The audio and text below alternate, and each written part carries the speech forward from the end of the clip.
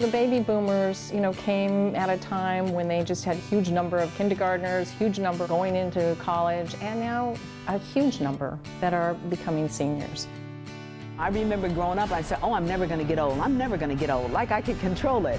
And now here I am, and I look sometimes out, dang, I'm old, We have a tendency to think that, oh, I'll be fine tomorrow. Well, that's not necessarily true. Baby boomers are starting to reach older age, and they're starting to face the issues of older age with their health. And commonly, the baby boomer generation, particularly on the younger end, might be dealing with parents and grandparents, and they often are dealing and helping with child care or grandchildren care. So they're really considered to be the sandwich generation. Baby boomers are being active about their health care, and what they want in the last third of their life.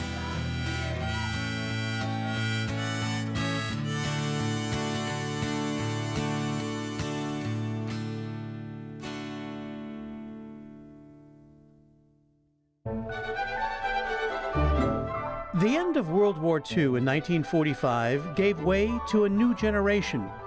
As American soldiers reunited with their wives and families returned to normalcy, the birth rate spiked. Known as the baby boomers, people born between 1946 and 1964 were part of a generation that enacted lasting social and cultural change. How fortunate I feel to have been able to grow up in the 50s, and the 60s were an exciting time. And the 70s were wild times, and we had great music, You could see the civil rights movement, and it was shaking up things. I remember the women's lib movement when women were burning their bras, and it's like, right on, because men didn't have to wear those things. You could go to college, you could have a baby and a husband and a career and be the kind of woman that could have it all.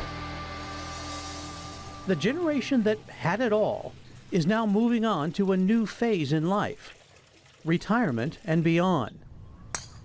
The first wave of baby boomers turned 70 in 2016, and every 8 seconds for the next 30 years, a boomer will turn 70 in this country. You look at yourself in the mirror, or you catch a glimpse of yourself in the mirror from the back, you go, who's that old guy? Oh, it's me, and it's kind of shocking. But at the same time, you're still the person looking out of those eyeballs, you're still you. I think it's always a surprise to people that they're as old as they are. And at the same time, unprepared for what that actually means. Heather Young is the dean of the Betty Irene Morse School of Nursing at UC Davis. A boomer herself and a gerontology expert, she expects boomers to redefine aging. The generation before the baby boomers were called the silent generation. And in a lot of respects, they were silent regarding their health care and were willing to accept a very paternalistic delivery system. And baby boomers are not interested in that at all and really want to have a say in the kind of care they get, how it's delivered, and their relationship with their healthcare providers. Pam Montana is one boomer who is not staying silent about her health challenges.